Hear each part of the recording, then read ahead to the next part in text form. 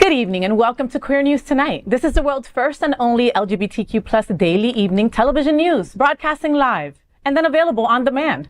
Available on all smart televisions, including Roku, Apple TV, Android TV, Amazon Fire TV, Twitch, YouTube, and Facebook. It's time to queer up the news. It's Monday, November 27th, 2023. We are live and literally out of the closet and into the headlines. So many of your important stories we're going to tell this evening on Queer News Tonight.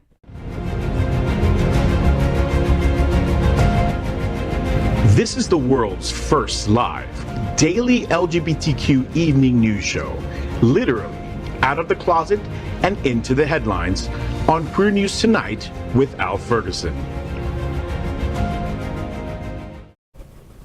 I'm your anchor at Queer News Tonight, FayWhat? And this evening we bring you the news of and perspective representing the LGBTQ plus community from South Florida, America, and across our planet.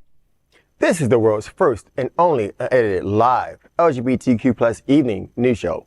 Whatever happens unique in LGBTQ plus news, you will see and hear it. Hotspots Magazine, Happening Out Television Network, is a nonprofit 501c3 media company in the same model of PBS and NPR, but designed for the LGBTQ plus community. Our mission is to support the 10 pillars of our LGBTQ plus community. We want to inform and educate the key issues of our Black community, Latino, lesbians and queer women, trans, students, youth, seniors, HIV/AIDS healthcare, business, social justice, and faith. Help us support our community. We are part of one of the largest LGBTQ plus media companies in America, Hotspots Magazine and Happening Out Television Network. Our magazine is celebrating 39 years of the LGBTQ plus experience, and our television news, talk, and entertainment shows support our mission to educate the LGBTQ plus and broader communities. That's right, and let's begin by welcoming Elimination to the crew. He's a pansexual member of the kink and fetish community, an educator and community leader. He was the founding president of Onyx Deep South and also represented our community at International Mr. Leather as Mr. Ramrod. Beside his charitable works, he campaigns for self-acceptance with his I Am Enough initiative. Welcome back, Elimination.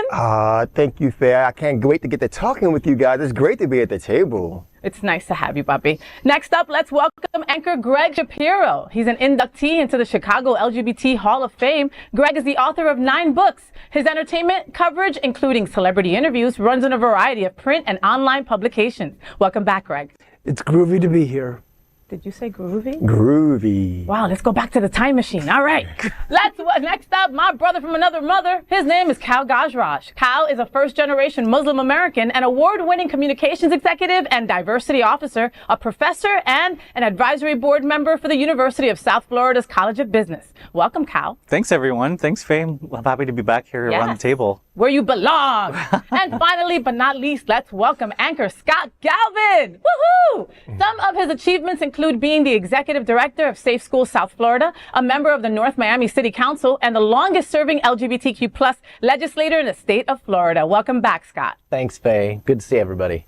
So we are the reporters for Queer News Tonight, and this evening we begin with the queer headlines. The LGBTQ plus community in South Florida and across America is diverse. Our community across the world is vast, and here are the bullet points of the queer news for today, Monday, November 27th. Let's begin by queering up the USA view. Major new study shows why DeSantis and GOP must pursue Don't Say Gay for their own survival. Ignite, one of America's most important organizations that studies Gen Z America, has published a comprehensive new study on what Gen Zers are passionate about. And the news is not good for DeSantis, Moms for Liberty, Fox News, and really the whole entire GOP. The survey pulls back the curtain on what the entire radical anti-LGBTQ plus youth, trans, and drag queen culture war is all about. Power and control, and their loss of it in coming years.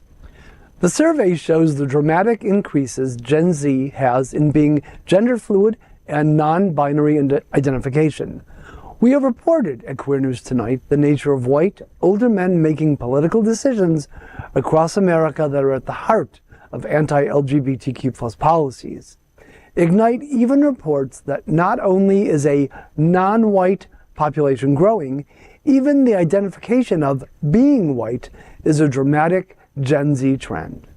If survey results are considered carefully, This could explain what is behind this new post-Trump approach that we have witnessed in some state houses and from some governors' mansions. Here are some important highlights. Gen Zers are more sexually diverse as 40% are LGBTQ+, while survey aligns with the general acceptance of 6 to 7% as being homosexual. The study found as many as 40% identify as LGBTQ++. This is largely because of being sexually active with both men and women, bisexuals being 3 to 4 times more reporting than gay or lesbian. Gen Zers are also more race diverse and less white. The survey found as many as 71% identify in a category other than white. It did not mean that they were not white, but preferred not to be identified as exclusively white. Gen Zers are more politically independent and are not conservative. 30% of participants identified as independent versus the 2 major political parties. Of those that did, 49% identified as Democratic and only 21% as Republican. That means 79% of Gen Zers did not identify in the party of Ron DeSantis or the GOP. For Gen Z women, the numbers were even worse for conservatives. 86% identified as Democratic or Independent, and only 3% identified as Republican. Gen Zers are going to vote? A very important question was whether Gen Z will get out and vote. The survey says yes. Whew. First, since 2020, the highest new registrations in America of any group is Gen Z. This is the first time they've eclipsed the baby boomers since 2000. Registrations are 17% higher than the general population. Gen Zers are also going to affect the 2024 election.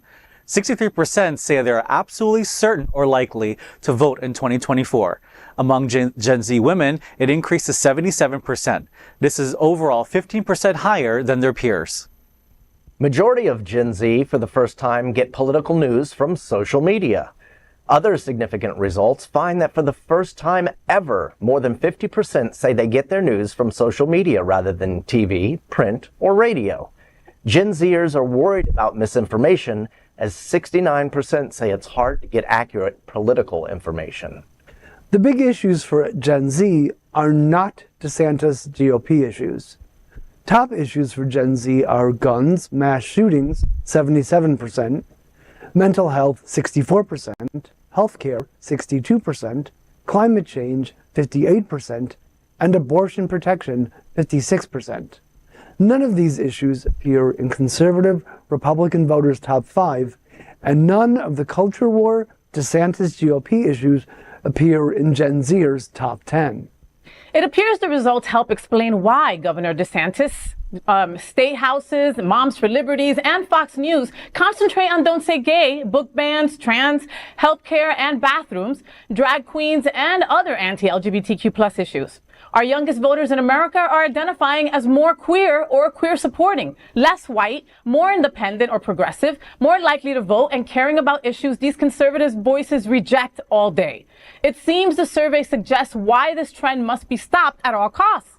DeSantis and the GOP future depends on it. You can see the full survey at ignitenational.org. So Gen Zers, they're going to save our life. I mean, they're going to vote. They care about abortion. They want to deal with gun control, right? I mean, they're 86% Democrats. So I'm going to go to Scott first. Scott, are they going to save our future? Is there, I mean, this is giving me a little bit of light in like I'm used to all the darkness that we, have to inform people about. Yeah, no, it's still going to be the same. They're going to vote as liberals while they're young, and then as they get older and they have money and they have property and they have kids, their values will become more conservative. It's been like that in the United States as long as there's been a United States. Like you mean like the hippies from the 60s, right? We expected them to grow up and like support LGBTQ and women and abortion and all that, and they didn't. And it's those hippies that are amongst the most conservative American leadership. Wow. Now, think about it.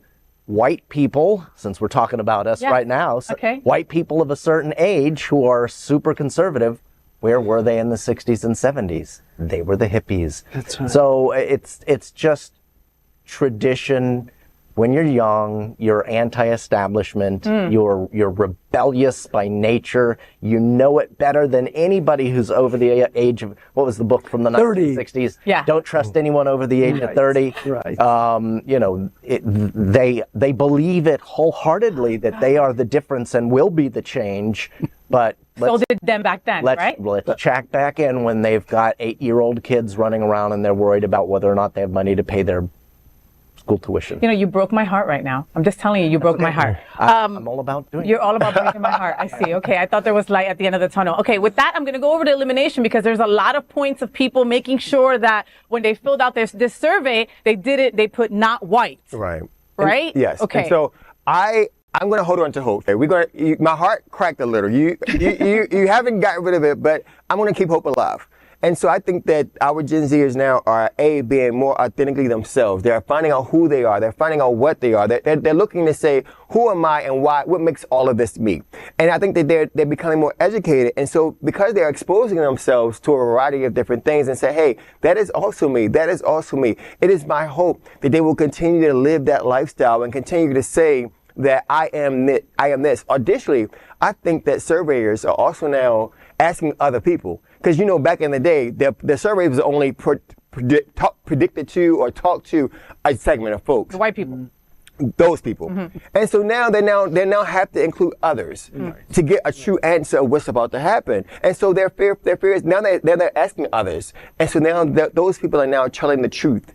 And I think that we are going to see a little bit of a change. I think that those folks will continue to vote. My only fear again is that once they start having children, they will still remember them young selves and want better for their young people. You know, and a lot more people are out than they were back in the 60s as well. And, you know, we think about surveys that have come since the 60s that were gay wasn't even included. Right. You know, and I think that that's also why the numbers are so high. Cal, what's your take on all this stuff? Yeah, I definitely think, you know, there is some hope that's in there, especially with all of the new diversity, equity, and inclusion that we have going on. Which is you. That is your workplaces. specialty. Yeah, you know, I'm able to work with organizations every day on diversifying their policies and making more inclusive communications to their employees. So I think there's definitely a change in that aspect that's taking place. And I'm really hoping that the Gen Zers who are coming out of high school now and going into college and getting ready to vote, you know, they're the ones that's going to champion us to actual real change. And what are the Gen Zers are born in the 1990s to the 2000s, something like that? Does that sound right? So Yeah. Okay, too young for us to date. What were you going to say, Scott? Yeah, no, well, if they were going to set the world on fire and change the world, where were they in the Miami Beach elections, for instance, just last week, where voter turnout was abhorrent, and there was not a flood of young, altruistic Gen Zers at the polls changing this? Yeah. Where were they on Friday nights? And they're at the same bars and clubs that we were at when we were that age. They're doing the exact same thing. They just don't realize it.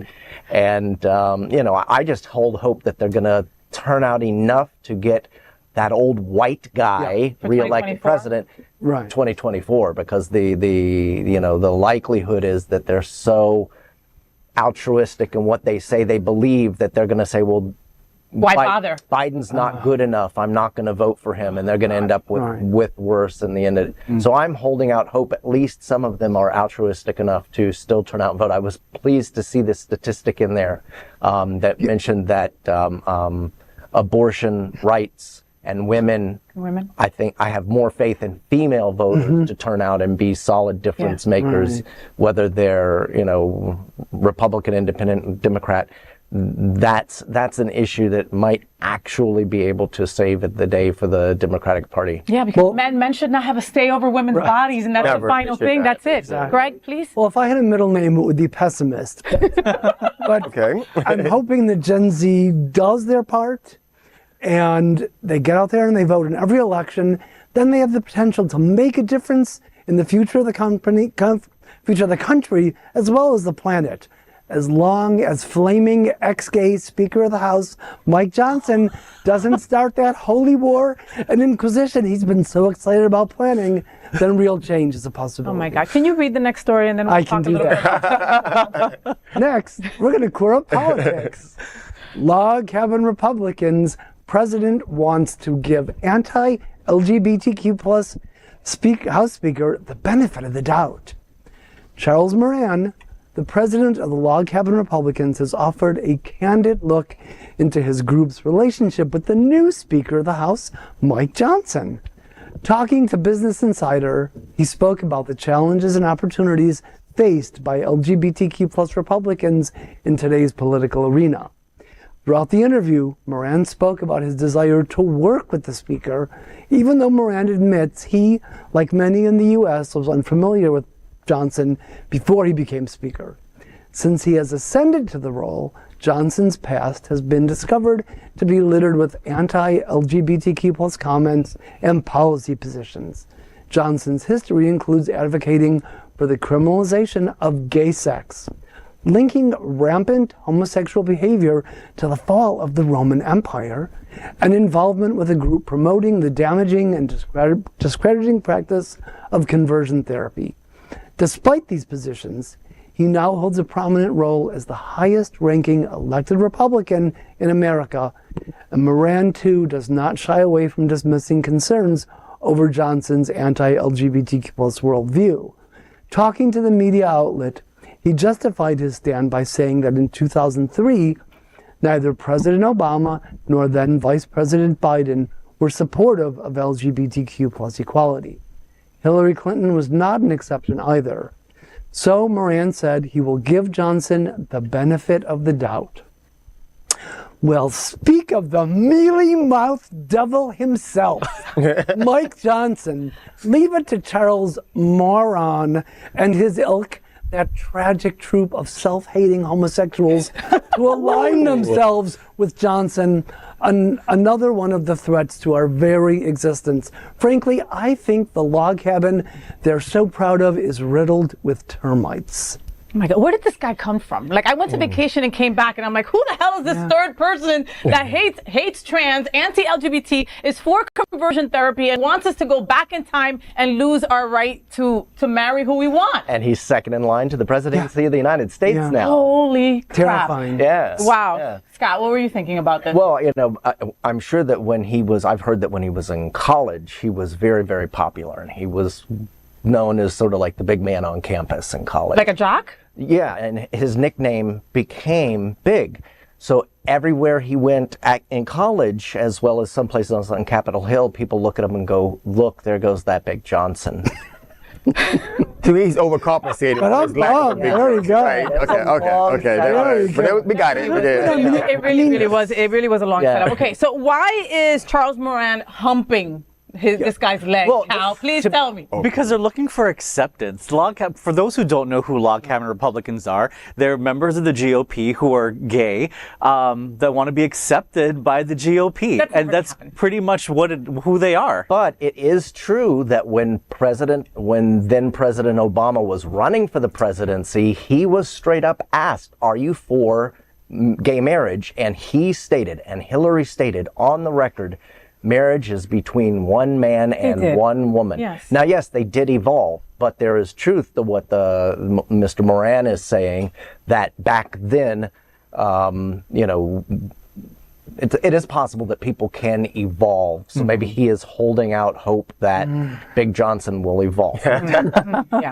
But in 2003, didn't President Obama run in 2000? Well, and I was going to say. Okay, so we're going to start there. And so evolving is key. But here is what I get. Here's the party, the party over party, and white like me politics. So I'm just going to get in, and I'm going to agree with you because you look like me, you're adjacent to me, you feel like me, and so therefore, although you're against me, you might not want me to survive. I know I can easily get over because I look like you. So when you go after those drag queens, when you want to imprison like that, he's clearly Big Johnson, as you call him, clearly said, which I think he's again overcompensating. He wants to imprison doctors who give affirming care to to women, to folks who are looking out for their own bodies. Yeah. So clearly, you are not about all segments of the community. You're about how you get over. And if you are white like me, political person, then you know you got health care. You know you have a safe place to eat. You know you have home. You know you have all these things, and so they're not looking at the overall letters. They're looking for who I can get along with, and I can hump them all day and know I can be successful with his little Johnson. Okay. Yeah. All right, what's next? Elimination. Next, let's queer up entertainment. Doctor Who star David Tennant raises thousands for LGBTQ+ with trans Tardis pin. David Tennant proved himself the ultimate trans ally once again after rejoicing at the news that his trans-themed Tardis badge led to thousands of pounds being raised for an LGBTQ+ charity. The Doctor Who star has long been a vocal supporter of trans rights, from wearing iconic pro-trans t-shirts to standing up for the rights for LGBTQ+. In his latest show of solidarity, the 52-year-old actor was spotted wearing a Tardis pin with the trans flag colors while appearing on The Last Leg and The One Show. He was promoting his upcoming return as the Doctor for the trio of specials celebrating Doctor Who's 60th anniversary. After eagle-eyed fans spotted the progressive badge, they flocked to social media to praise Tennant and to find out where they could get a hold of this Tardis pin. Soon enough, the creator of the badge, Dr. Jamie Gallagher, announced on social media that all proceeds from the badge will be donated to LGBTQ+ homeless charity Albert Kennedy Trust, AKT, totaling a whopping 18,000 pounds and counting. His decision to wear a trans Tardis badge comes after he caused a stir for donning a, quote, "Leave trans kids alone, you absolute freaks," end quote, top, which led to outrage and attacks from anti-trans activists such as Graham Lehan and Posey Parker. First, let's give up for raising money for our youth and that part. So I give a round of applause for that.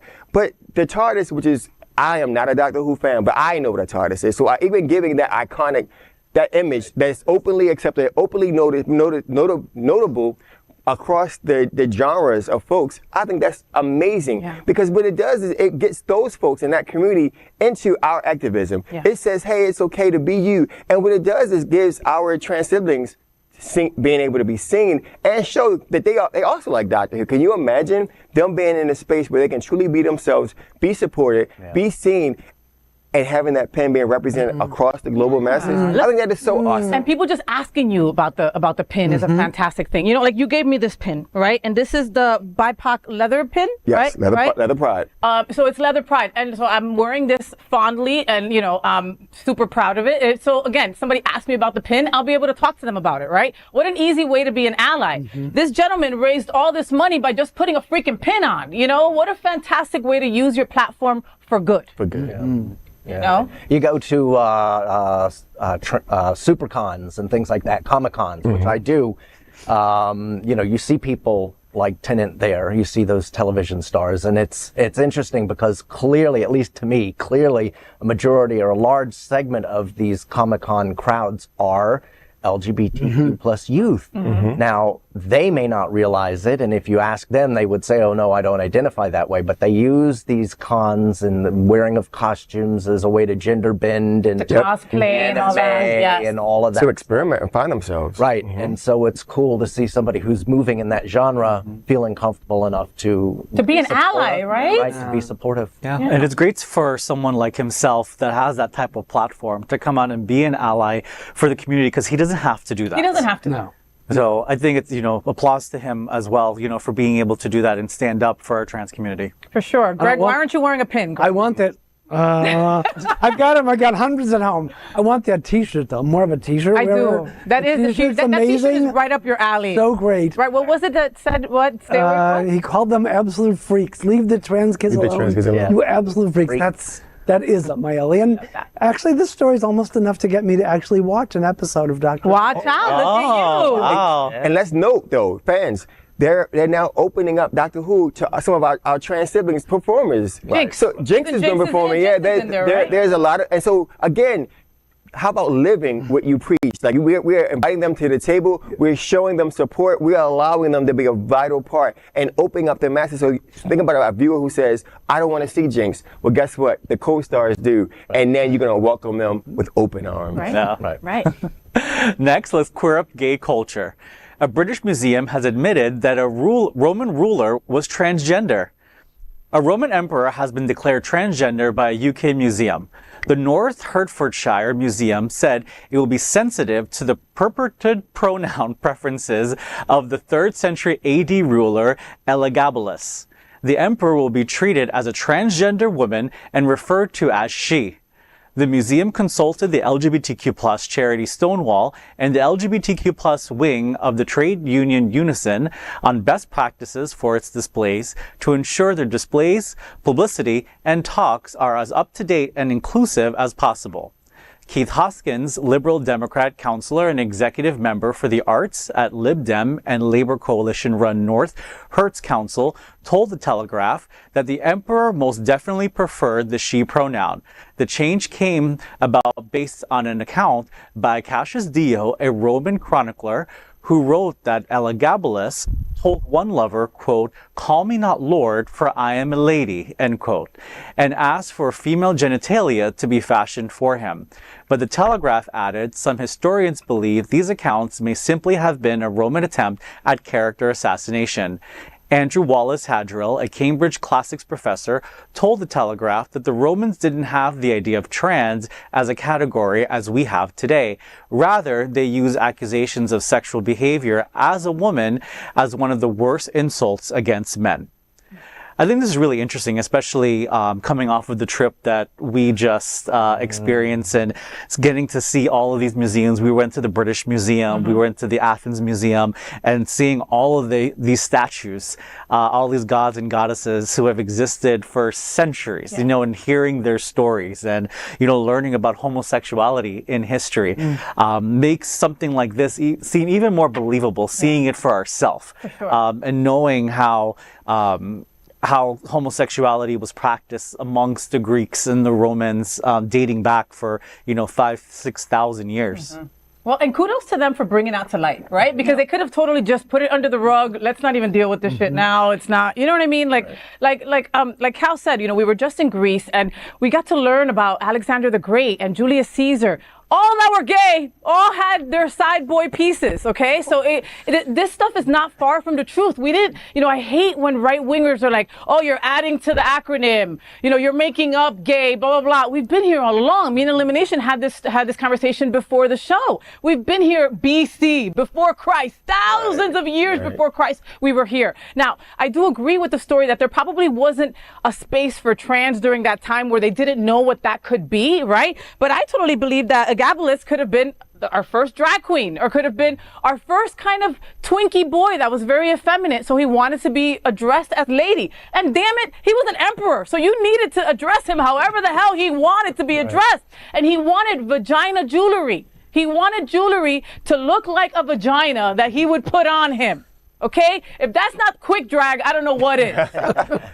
And I agree. It gives some kind of authenticity to that we've always been here, that there's nothing new. And it also shows how the world hasn't changed, because hate still is hate. The hate that I can't say it as you, as well as you. I go Elagabalus experience that our siblings still experience today. I think that the world just repeats itself. And all we're doing is now saying how we've always been here. We've been here. And I even did some research how they even call it them, they.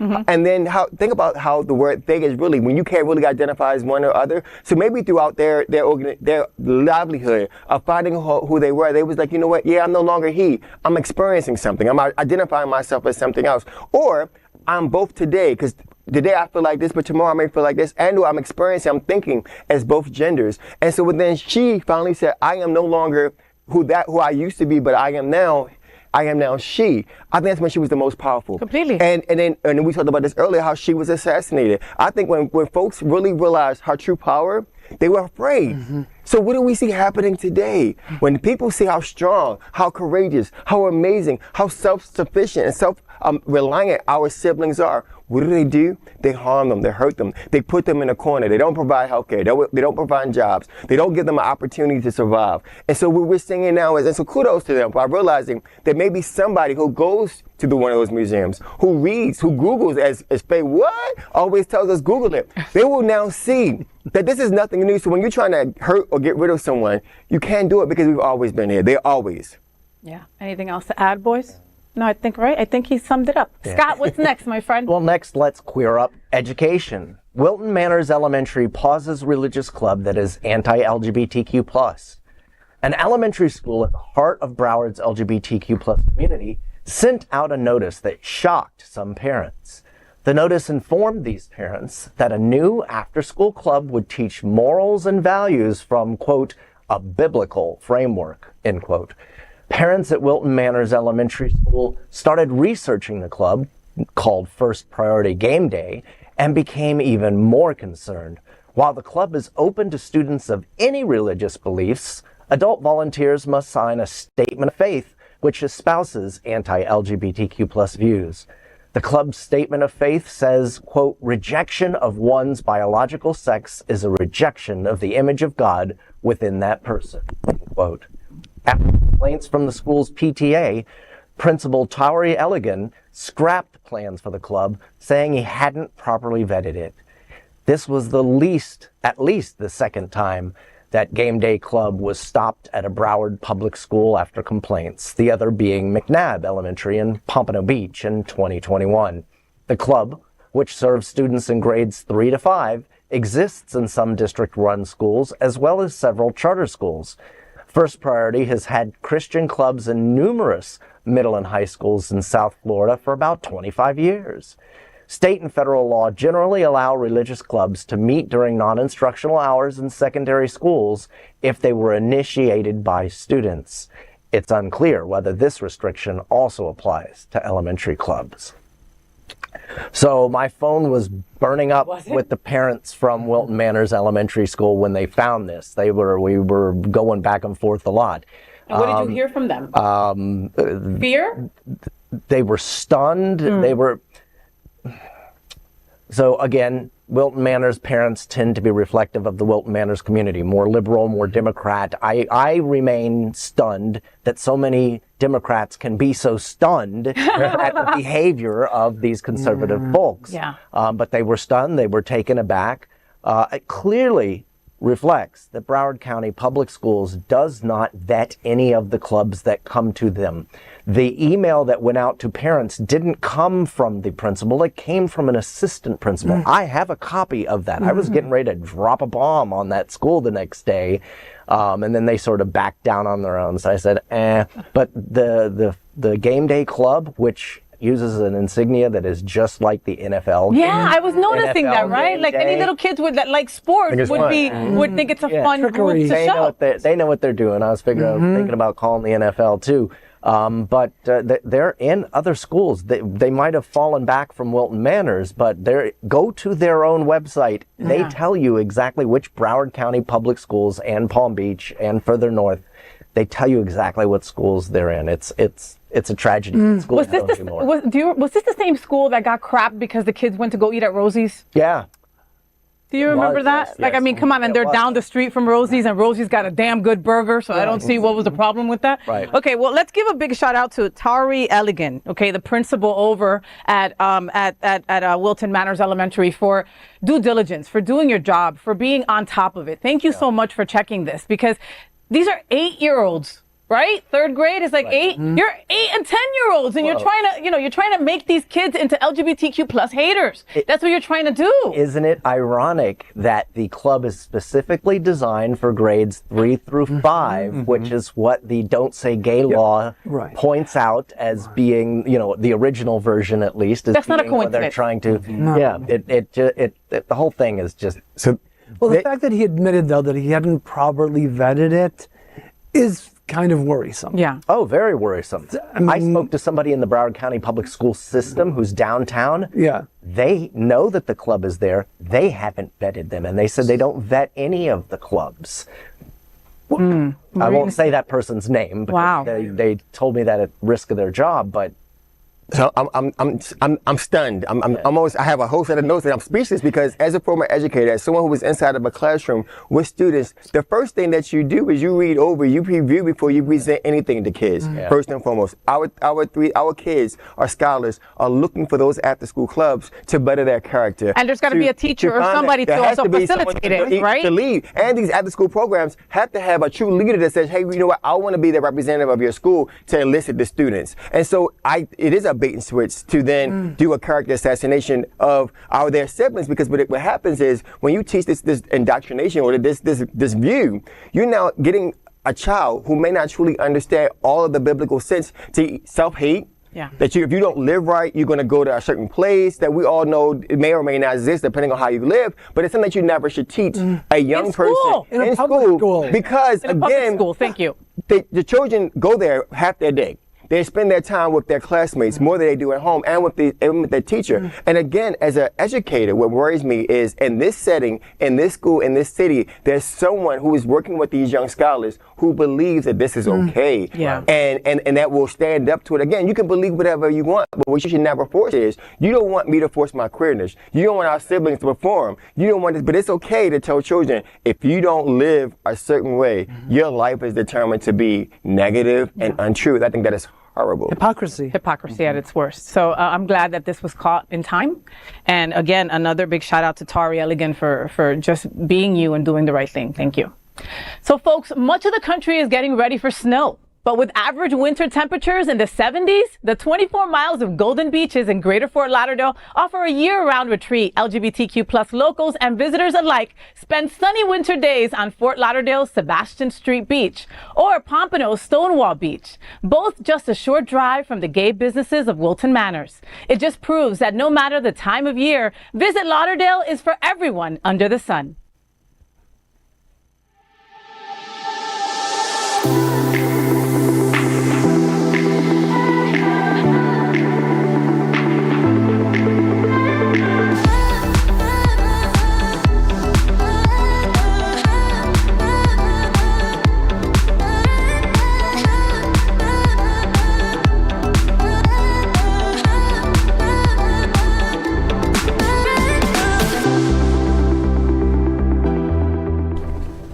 Next, we are part of our special partnership with Sunshine Cathedral, the world's largest queer church here in Fort Lauderdale.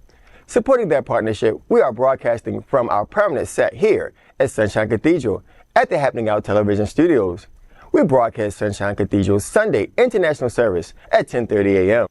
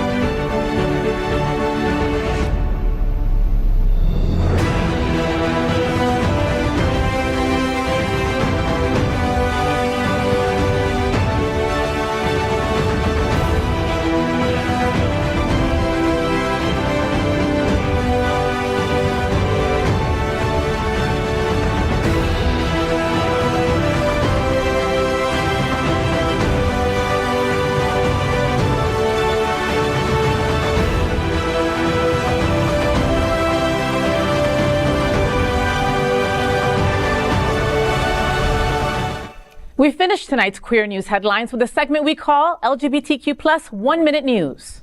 LGBTQ plus 1 Minute News.